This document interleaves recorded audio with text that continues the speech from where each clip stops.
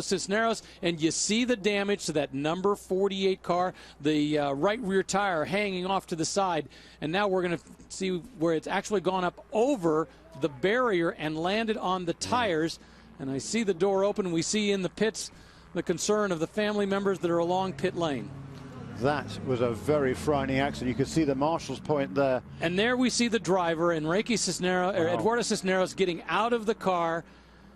That is a great sight to see. What an incredible shunt as the two came together. He hit the wall, flipped up over, and actually did a complete flip. And now you can see him pointing over to the other Porsche, the one being driven by Marco Holt. So thank you for the thumbs up. We appreciate that. And he's looking over at him going, what? What was going on there? Yeah, and that car, the number 31 car, was leading the class after a great first stint by Kuba Gimerziak.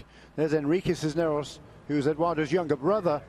And you can see the emotion down there in the pit lane. You know, great to see that the double thumbs up there, because that was a very frightening accident indeed. You can see the car has ended up on top of the tire barrier. Just remarkable. That's a hugely scary moment, because you saw the contact. You knew they were going in very hard, but and then you saw the car manage to land completely flip, but with the roof slightly caved in. Let's take a look at exactly what happened.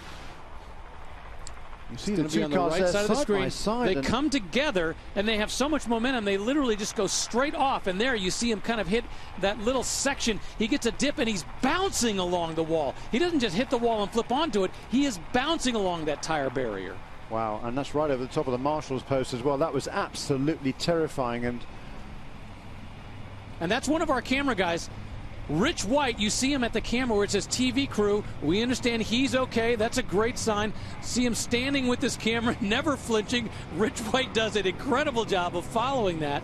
But in the meantime, there you see him moving off to the side. Everybody concerned. The tire marshal's there as well. This was the angle from Rich's camera as he sees the car literally coming at him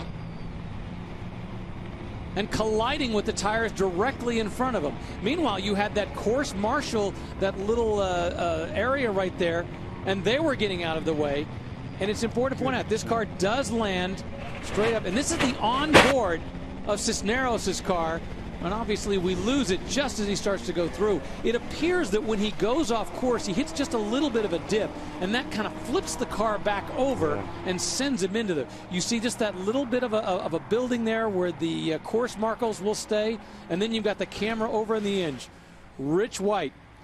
It is amazing. He not only stays with his camera, he stays with the action. Watch as he turns and follows the car as it's going along, unaware, of course, that the Cisneros car is coming his way. He leaves the camera and dives off to the side, and he's pointing to these guys off the side saying, you okay? You okay? If you're okay, I'm heading back to the camera. And then he's going to go back over here and make sure that the drivers are okay. Of course, after he gets his cat. Well, yeah, he has to listen to his producer down there to make sure.